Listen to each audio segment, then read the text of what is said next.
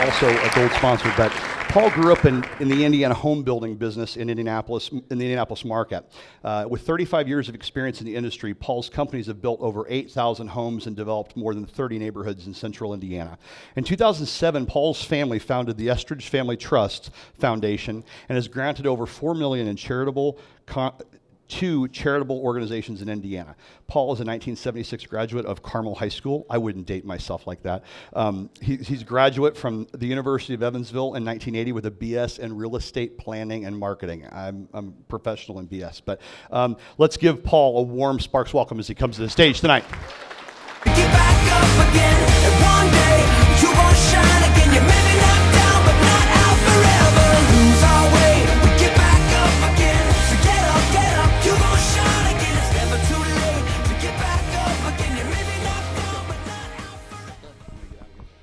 Chris, thank you very much, and what an exciting environment and experience you've created here with Spark. We're proud to be sponsors of this great experience, and thank you all for being here. Dave and Jenny, great job. I learned a lot from listening to both of you. And I have two main things I'd like to share tonight. One is a lesson.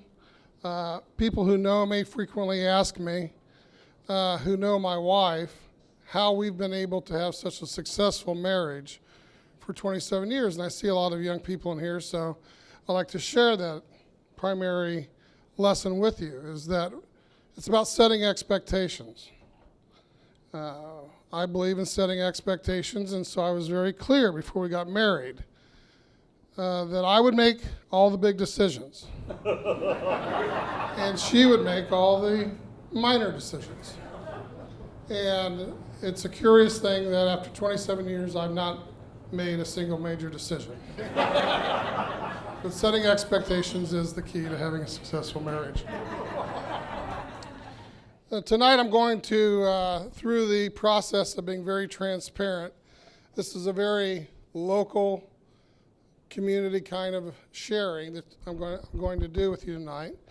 I'd like to share with you the concept of ownership.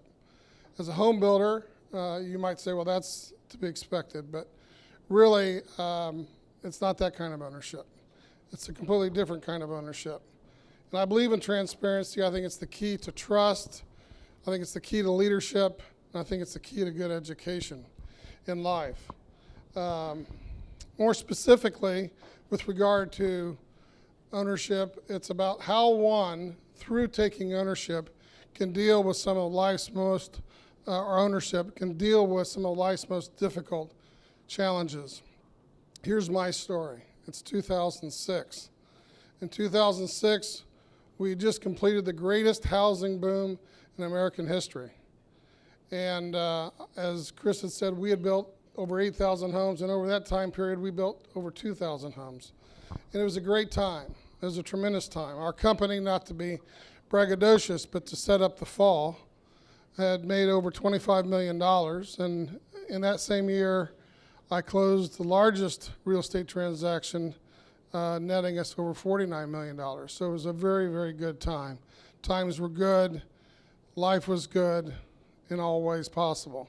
So I thought. What I didn't realize was at that time I was standing on the cliff of what would be the biggest downturn, the boom of residential and real estate.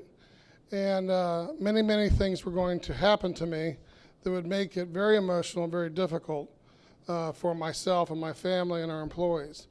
A quick run through of the things that happened to me over the following 5 to 7 years, actually 7 years, just like in the Bible. I had 5 surgeries, the most severe of which was an abdominal aneurysm. We lost our home in Florida. We lost our family home in Westfield. I filed for personal bankruptcy. Had to close our 5 businesses. Lost all of our personal net worth. We lost our dogs. My father died. My mother died. All over that 7-year period of time.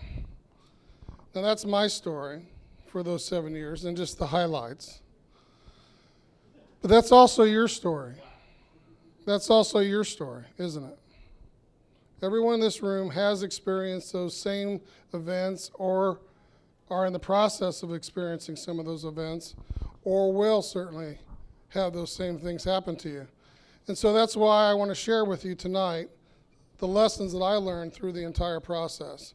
Stephen Covey wrote a book that was very popular, 7 Habits, and in that book he talks about between every action that happens to us in life and our reaction to it, both physically and emotionally, there's a space and time.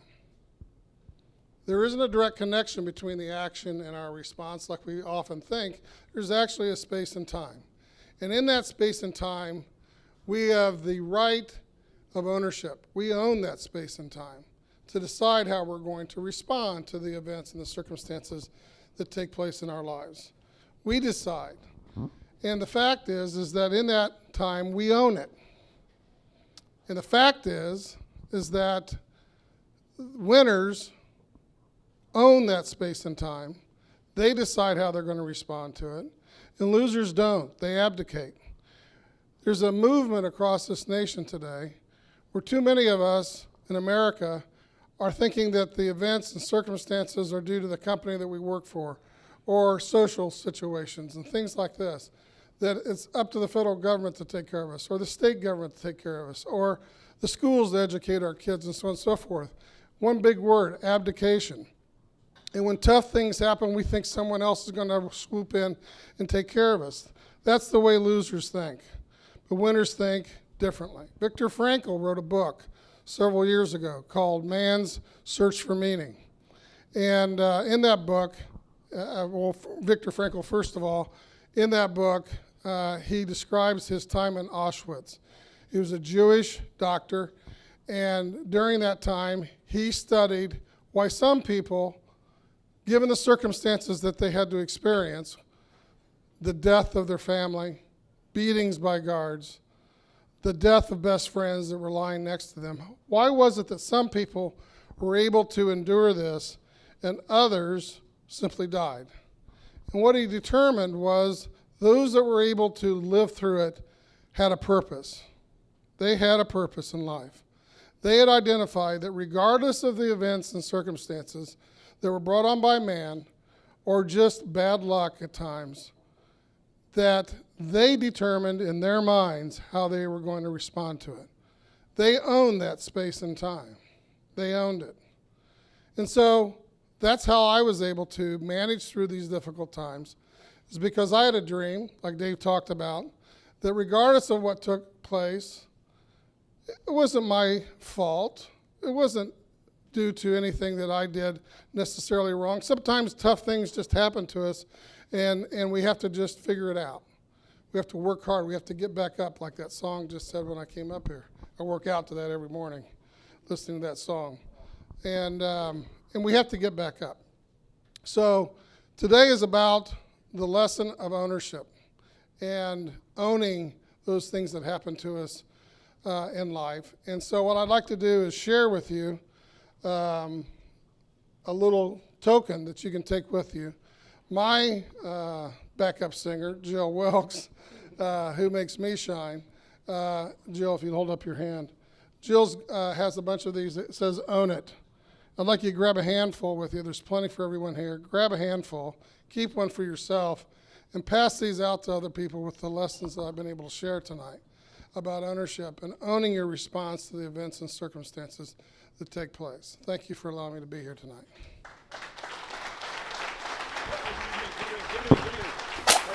Give me one of